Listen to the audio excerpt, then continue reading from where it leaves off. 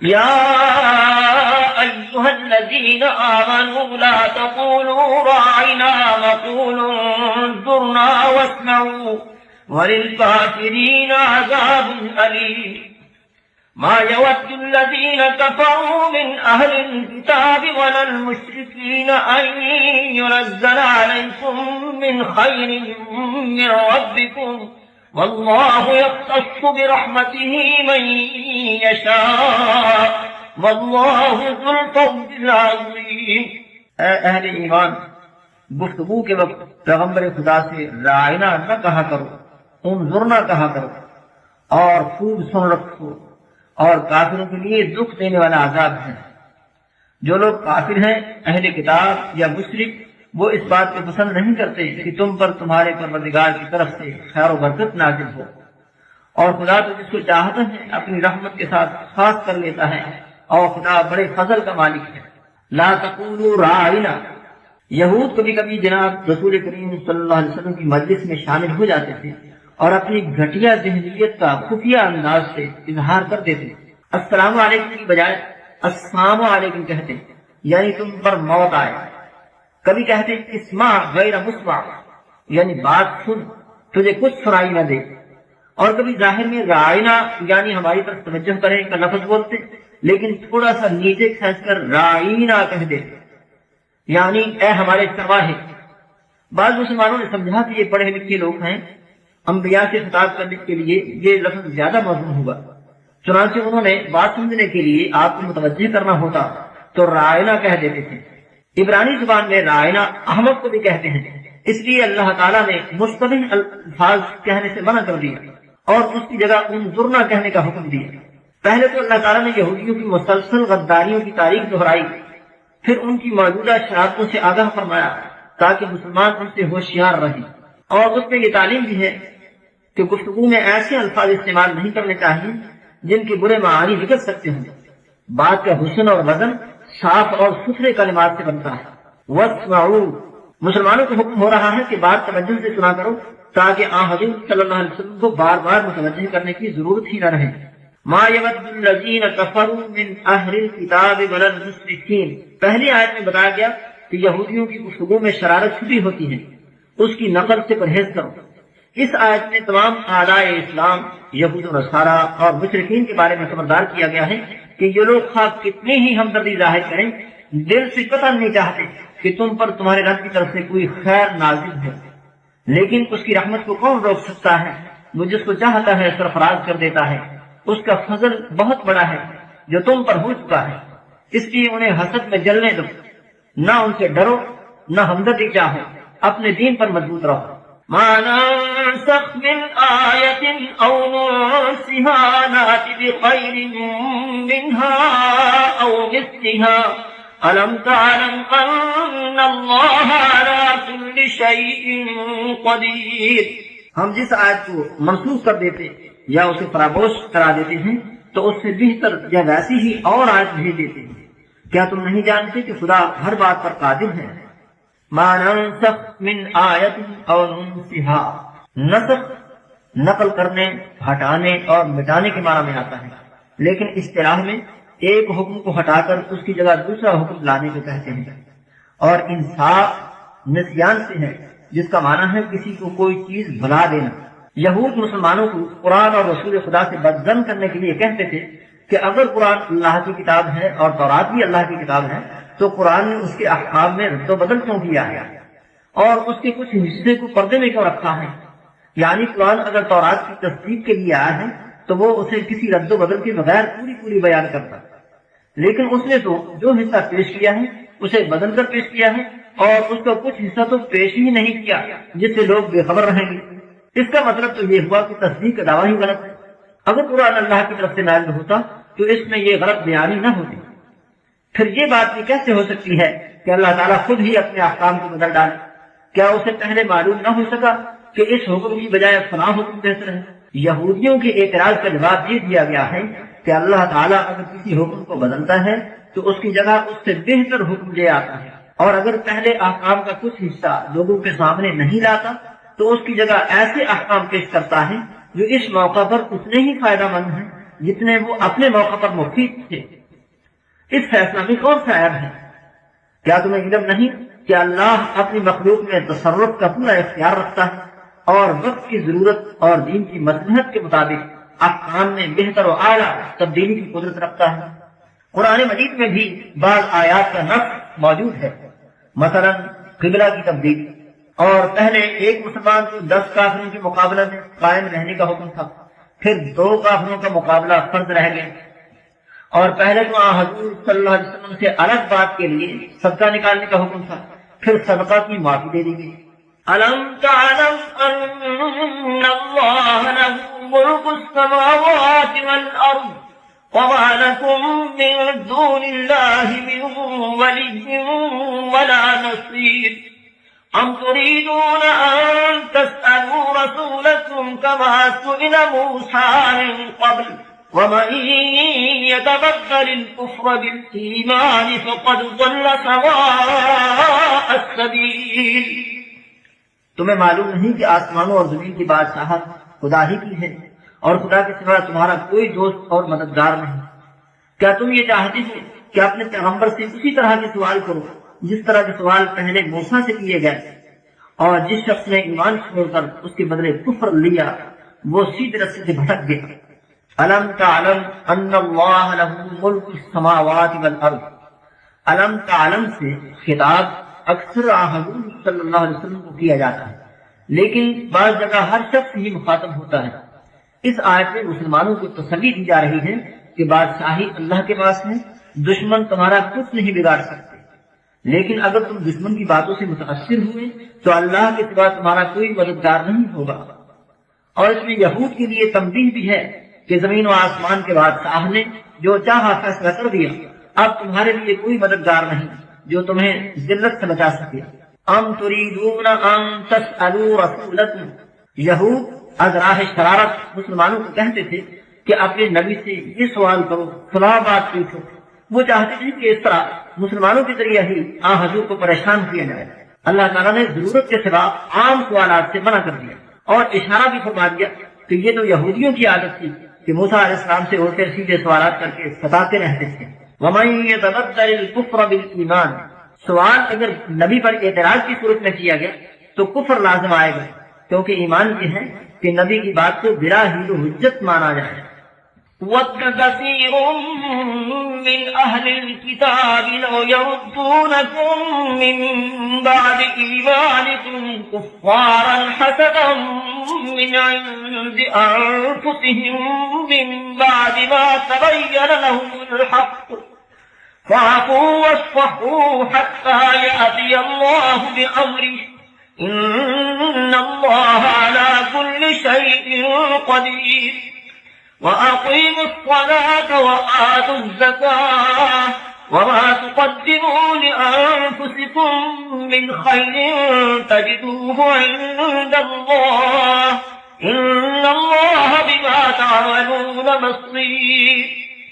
بہت سے اہل کتاب اپنے دل کی جلن سے یہ چاہتے ہیں کہ ایمان لا چکنے کے بعد ان کو پھر کافر بنا دیں، حالانکہ ان پر حق ظاہر ہو چکا ہے، تو تم معاف کر دو اور درگزر کرو یہاں تک کہ خدا اپنا دوسرا حکم بھیجے۔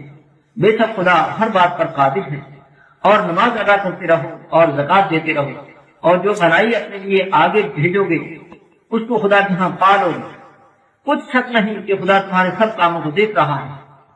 حسدا من عند انفسهم، جنگی احد میں مسلمانوں کو نقصان پہنچا تو یہودی چاپلوسی کرنے لگے کہ حالات نازک ہیں، تم ہمارے اندر شامل ہو جاؤ، امن میں رہو۔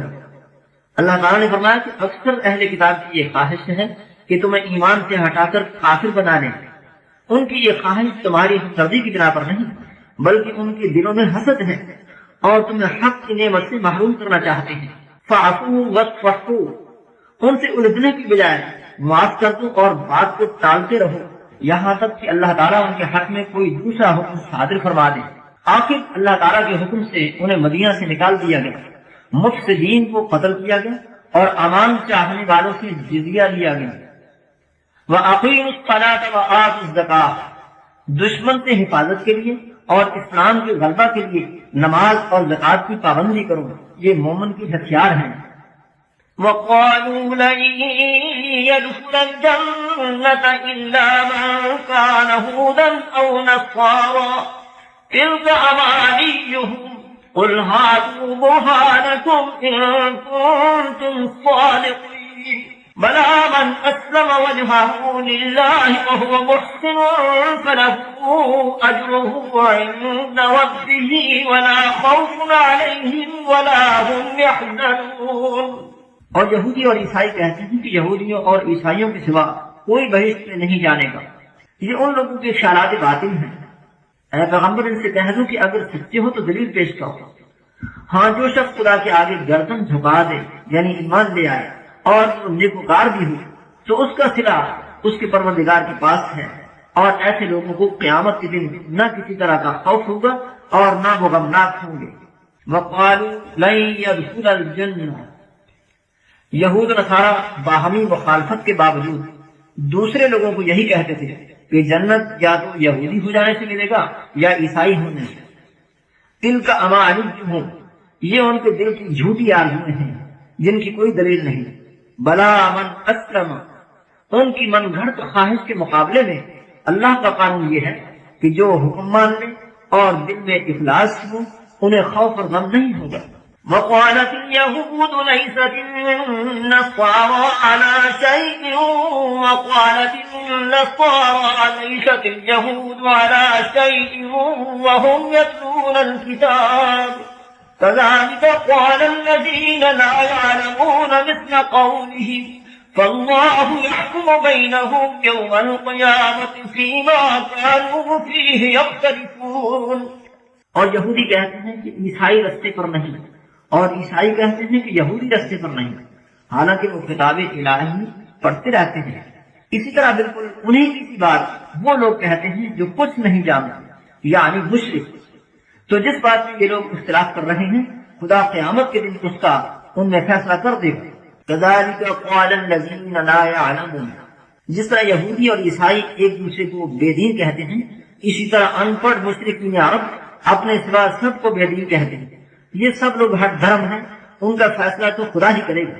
ومن أظلم ممن منع مساجد الله أن يذكر فيها اسمه وسعى في خرابها أولئك ما كان لهم أن يدخلوها إلا خائفين لهم في الدنيا خزي ولهم في الآخرة عذاب عظيم.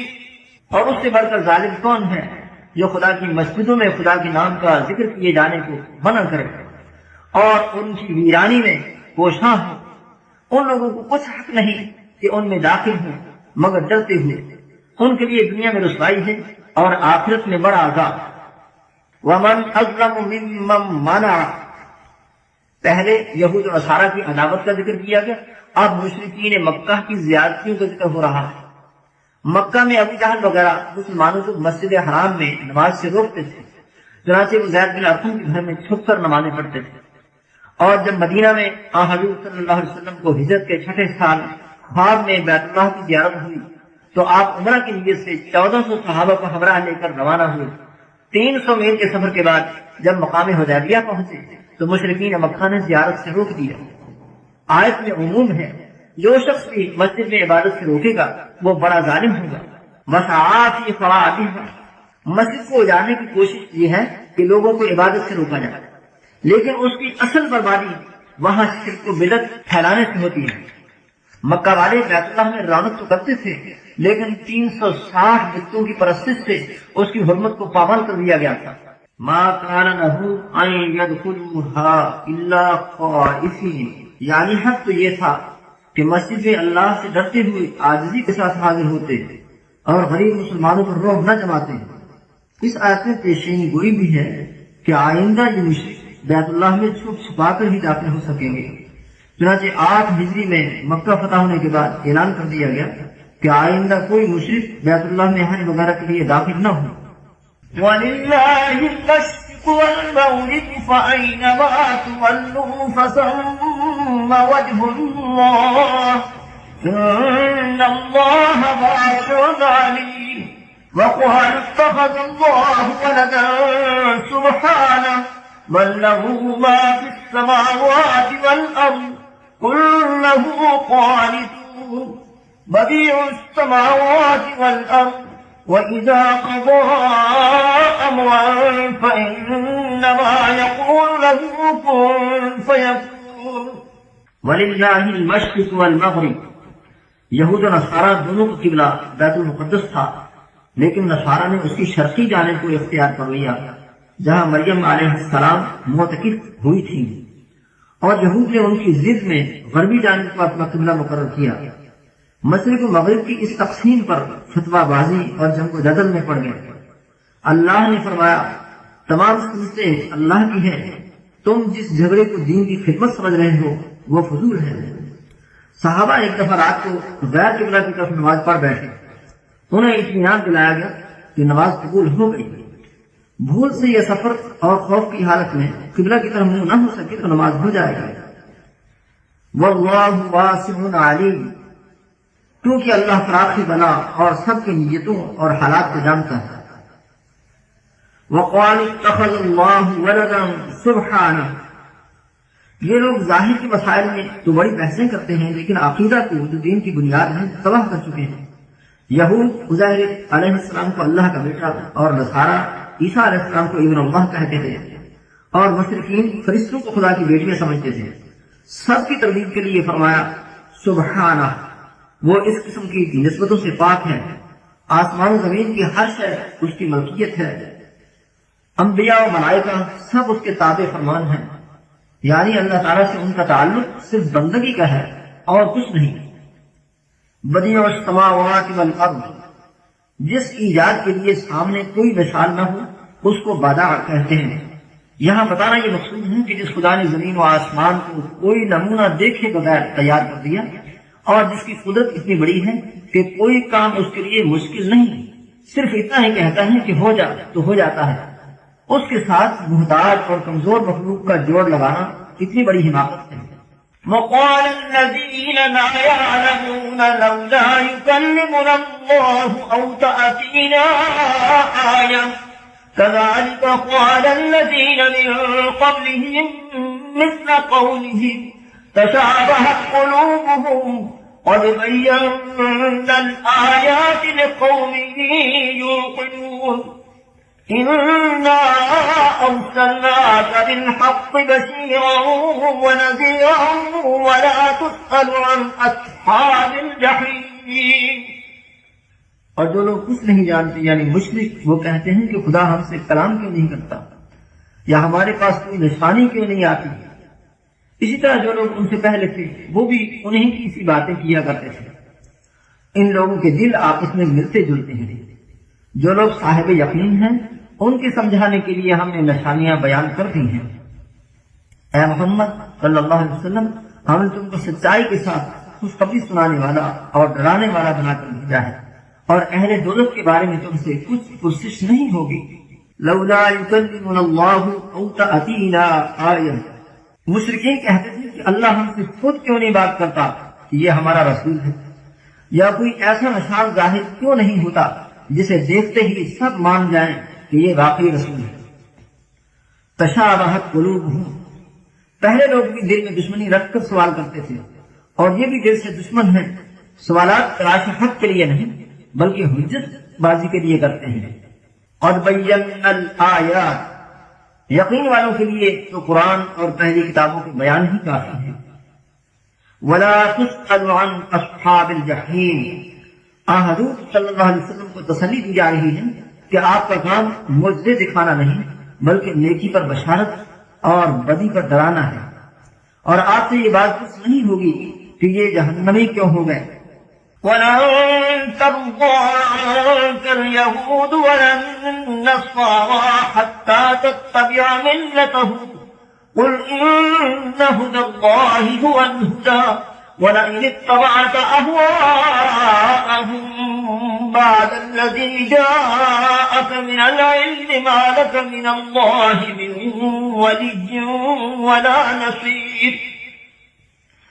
الذين آتيناهم الكتاب يتلونه حق تلاوته أولئك يؤمنون به ومن يكفر به فأولئك هم الخاسرون۔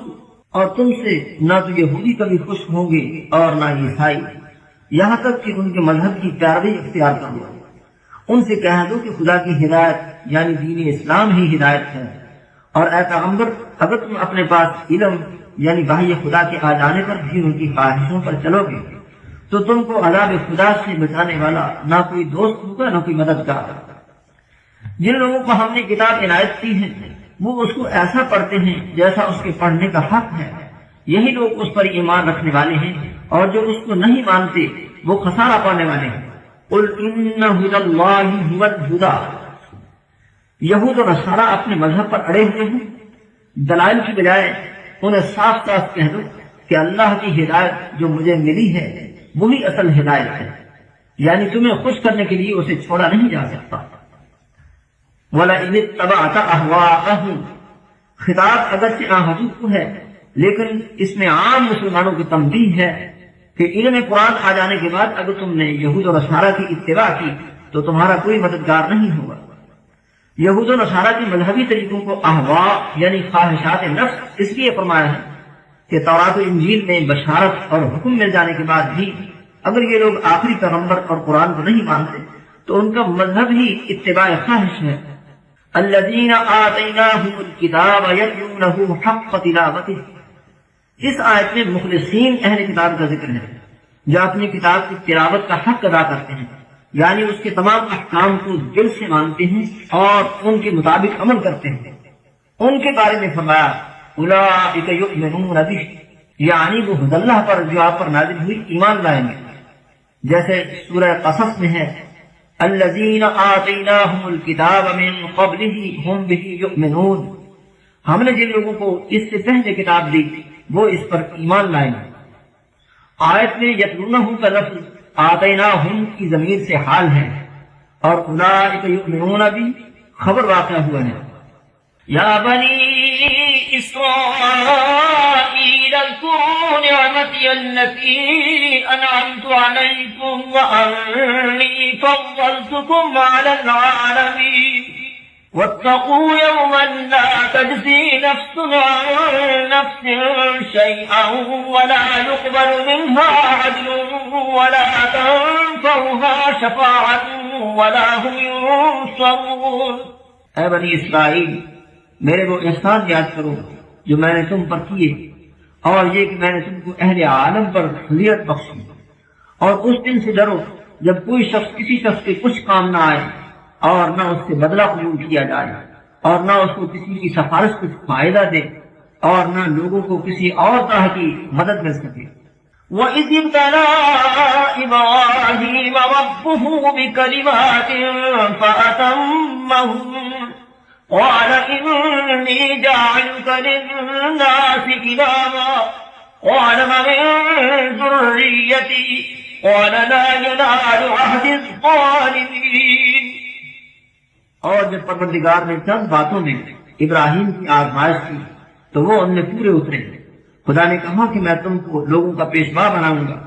انہوں نے کہا کہ پروردگار میری اولاد میں سے بھی پیشوا بنائیے۔ خدا نے فرمایا کہ ہمارا اقرار ظالموں کے لیے نہیں ہوا کرتا۔ وَإِذِ ابْتَلَىٰ إِبْرَاهِيمَ رَبُّهُ بِكَلِمَاتٍ، ابراہیم علیہ السلام تمام بنی اسحاق یعنی یہود و نصارہ اور بنی اسماعیل یعنی خاندان قریش کے جد اعلیٰ تھے۔ ان کے تذکرے سے دونوں گروہوں کو سمجھانا مقصود ہے کہ تم جس بزرگ ہستی کے وارث ہونے پر فخر کرتے ہو انہیں دنیا کی امامت سے اس وقت سرفراز کیا گیا تھا جب وہ اپنے رب کی آزمائشوں میں پورے اترے تھے، اور انہوں نے جب اولاد کے لیے اس منصب کی دعا کی تو جواب دیا گیا لا ینال عہد الظالمین، کہ تمہاری اولاد میں جو ظالم ہوں گے انہیں یہ شرف نصیب نہیں ہوگا۔ یہ ورثے کی چیز نہیں بلکہ ایمان و یقین اور صبر و استقامت کا پھل ہوتا ہے۔ آیت میں کلمات سے مراد وہ احکام ہیں جن کے ذریعہ ابراہیم علیہ السلام کا سخت امتحان ہوا اور وہ پورے اترے۔ انہوں نے شرک کے خلاف جہاد میں بتوں کو توڑا، نمرود جیسے ظالم بادشاہ سے جرأت کے ساتھ مناظرہ کیا، آگ کی بہت بڑی بھٹی میں ڈال دیے گئے لیکن پرواہ نہ کی، ہجرت کا حکم ہوا تو باپ اور برادری کو چھوڑ دیا۔ جو بیٹا 86 سال کی عمر میں ملا، اس اکلوتے اور پیارے بیٹے کو جب 13 سال کا ہوا تو ذبح کرنے کا حکم دیا گیا، تو انہوں نے بے دریغ اس کی گردن پر چھری رکھ دی۔ وَإِذْ جَعَلْنَا الْبَيْتَ مَثَابَةً لِلنَّاسِ وَأَمْنًا وَاتَّخِذُوا مِن مَّقَامِ إِبْرَاهِيمَ مُصَلًّى وَعَهِدْنَا إِلَىٰ إِبْرَاهِيمَ وَإِسْمَاعِيلَ أَن طَهِّرَا بَيْتِيَ لِلطَّائِفِينَ وَالْعَاكِفِينَ وَالرُّكَّعِ السُّجُودِ۔ اور جب ہم نے خانہ کعبہ کے لوگوں کے لیے جمع ہونے اور امن پانے کی جگہ مقرر کیا اور حکم دیا کہ جس مقام پر ابراہیم کھڑے ہوئے تھے اس کو نماز کی جگہ بنا لو، اور ابراہیم اور اسماعیل کو کہا کہ طواف کرنے والوں اور اعتکاف کرنے والوں اور رکوع کرنے والوں اور سجدہ کرنے والوں کے لیے میرے گھر کو پاک صاف رکھا کرو۔ وَإِذْ جَعَلْنَا الْبَيْتَ مَثَابَةً لِلنَّاسِ وَأَمْنًا، مثابہ کا معنی توجہ کرنے کی جگہ یا لوٹ لوٹ کر آنے کی جگہ۔ پہلے حضرت ابراہیم کی شان امامت کا ذکر فرمایا، پھر ان کے تعمیر کردہ بیت اللہ کی فضیلت بیان فرمائی کہ وہ تمام قوموں کے لیے عبادت قبلہ اور حج و عمرہ کی جگہ ہے، جس کی کشش سے لوگ اس کی طرف لوٹ لوٹ کر آئیں۔ انبیاء بنی اسرائیل بھی بیت اللہ کا حج کرنے کے لیے آتے رہے ہیں، اور بیت اللہ کی تعمیر سے 40 سال بعد جب یعقوب علیہ السلام نے مسجد اقصی تعمیر کی تو اس کا رخ بھی خانہ کعبہ کی طرف تھا، لیکن مسجد اقصی سے باہر عیسائیوں نے مشرق کی سمت کو اور یہودیوں نے مغرب کو قبلہ مقرر کر لیا۔ بیت اللہ کو اللہ تعالیٰ نے امن کی جگہ اور امن کا ذریعہ بنایا ہے کہ دور جاہلیت میں بھی اس کے حرم میں کوئی اپنے دشمن پر حملہ نہیں کرتا تھا۔ حرم میں کسی جانور کا شکار بھی جائز نہیں، اس لحاظ سے وہ جانوروں کے لیے بھی امن کی جگہ ہے، اور حج کے 4 مہینوں میں تمام علاقوں میں امن قائم ہو جاتا تھا۔ وَاتَّخِذُوا مِن مَّقَامِ إِبْرَاهِيمَ مُصَلًّى، مقام ابراہیم سے مراد وہ پتھر ہے جس پر کھڑے ہو کر ابراہیم علیہ السلام نے خانہ کعبہ کی تعمیر فرمائی تھی۔ یہ پتھر دروازے کی دائیں جانب پہلے دیوار کے ساتھ پڑا تھا۔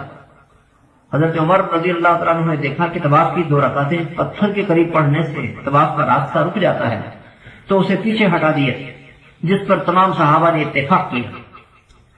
غالباً جہاں تعمیر ختم ہوئی وہاں پتھر پڑا رہا، اسی جگہ طواف ختم کرنے کا حکم ہے اور نماز طواف پڑھنے کا حکم ہے۔ بعض کو یہ مغالطہ ہوا کہ نماز کے لیے تو شریعت میں جگہ کی تخصیص نہیں ہے، اس لیے مقام ابراہیم سے مراد پوری مسجد حرام ہے، حالانکہ یہاں عام نماز مراد نہیں بلکہ طواف کی 2 رکعتیں ہیں جو طواف ہی کا تتمہ ہوتی ہیں۔ بخاری شریف میں حضرت عمر رضی اللہ تعالیٰ عنہ سے روایت ہے کہ حضور صلی اللہ علیہ وسلم نے حجۃ الوداع میں جب طواف کے 7 چکر پورے فرمائے تو اس پتھر کے قریب آ کر پہلے یہ آیت پڑھی فَصَلَّى خَلْفَ الْمَقَامِ رَكَعَتَيْنِ، پھر آپ نے مقام یعنی پتھر کے پیچھے 2 رکعت نماز ادا کی۔ دراصل اللہ تعالیٰ نے اس پتھر کو تعمیر کعبہ کی یادگار بنانے کے لیے اس نماز کا حکم دیا ہے، جس طرح قربانی کو ذبح اسماعیل کی یادگار اور صفا و مروہ کی سعی کو حضرت ہاجرہ کی یادگار بنایا۔ ان طہرا بیتی، اللہ کا گھر یعنی مسجد بنانے کا مقصد یہ ہوتا ہے کہ اس میں صرف اس کی عبادت کی جائے جس کا وہ گھر ہے، وہاں کسی دوسرے کی عبادت غاصبانہ قبضہ ہوگا۔ تعمیر مسجد کا دوسرا مقصد یہ ہے کہ عبادت کے لیے سہولت اور اطمینان حاصل ہو۔ ابراہیم اور اسماعیل علیہ السلام چونکہ بیت اللہ کے متولی تھے، اس لیے انہیں حکم دیا گیا کہ میرے گھر کو پاک صاف رکھو، شرک کی نجاست سے بھی، کیونکہ اس وقت دنیا میں کچھ دربار اور مندر ایسے تھے جن میں سورج، چاند، ستاروں اور آگ کی پوجا ہوتی تھی، اور کھیل تماشوں کی بے ہودگی سے بھی پاک رکھنا، کیونکہ مشرکین نے ہمیشہ اپنے معبودوں کے درباروں پر میلے لگائے ہیں تاکہ وہ ان پر خوش رہیں، اور موزی، پلید اور گندی چیزوں سے بھی صاف رکھیں تاکہ طواف یا اعتکاف کرنے والوں اور نماز پڑھنے والوں کو اطمینان حاصل ہو۔ اللہ کا گھر سمجھ کر صفائی کرنا عبادت ہے، لیکن عبادت کرنے والوں کا ادب و احترام اور اطمینان ملحوظ نہ ہو تو صفائی اور آرائش سب بیکار ہے۔ بنی اسرائیل کے مشرکین نے بیت اللہ میں بتوں کی پرستش کی اور سیٹیاں اور تالیاں بجا کر عبادت گزاروں کو پریشان کیا، بلکہ نماز سے روک دیا، انہیں توجہ دلائی گئی کہ تمہارے دادا بزرگوں کے ذل میں کیا کام تھا اور تمہارے کرتوت کیا ہے۔ طواف یعنی بیت اللہ کے گرد گھومنا ایک عبادت ہے جو کسی دوسری جگہ جائز نہیں۔ طواف دراصل اس دیوانے کی بے قراری ہے جو اپنے محبوب کی ایک جھلک دیکھنے کے لیے اس کے گھر کے گرد چکر کاٹتا ہے، اور یہ گدائے محتاج کی انکساری بھی ہے کہ سخی رحم کھا کر خیرات دے دے۔ اعتکاف کا معنی ہے کسی پر جھک پڑنا یا کسی چیز کو لازم پکڑ لینا۔ بندہ جب اللہ کی محبت و عبادت پر جھک پڑے اور اس کے لیے مسجد میں ڈیرے ڈال دے تو اسے اعتکاف کہا جاتا ہے۔ ذکر الہی میں جب لذت آتی ہے تو جی چاہتا ہے کہ میرے اور محبوب کے درمیان کوئی دوسرا حائل نہ ہو۔ اسی لیے پہلی امتوں نے جنگلوں اور غاروں میں عبادت کی، لیکن اسلام عبادت کے ساتھ دین کے لیے محنت اور مخلوق کی خدمت چاہتا ہے، اس لیے جنگل کی بجائے مسجد میں ڈیرہ جمانے کی اجازت دیتا ہے تاکہ پنجگانہ نمازوں میں مومنوں کی محبت و خدمت کا موقع ملتا رہے، اور مناجات سحری کی ترغیب دیتا ہے تاکہ خلوت میں اللہ تعالیٰ سے راز و نیاز حاصل ہو اور دنیا کے دھندوں اور بندوں کا دل پر جو اثر پڑا ہے وہ صاف ہو جائے۔ حضور صلی اللہ علیہ وسلم نے فرمایا، سحری کی نماز پہلے صالحین کا طریقہ ہے اور دعاؤں کی قبولیت، گناہوں کی معافی اور دلوں کی پاکیزگی کا موقع ہے۔ وَالرُّكَّعِ السُّجُودِ، نماز کی بجائے رکوع اور سجود کا لفظ اس لیے لایا گیا ہے کہ کھڑے یا بیٹھے عام ذکر و فکر کو نماز کا نام دے کر ترک نماز کا بہانہ نہ بنا لیا جائے۔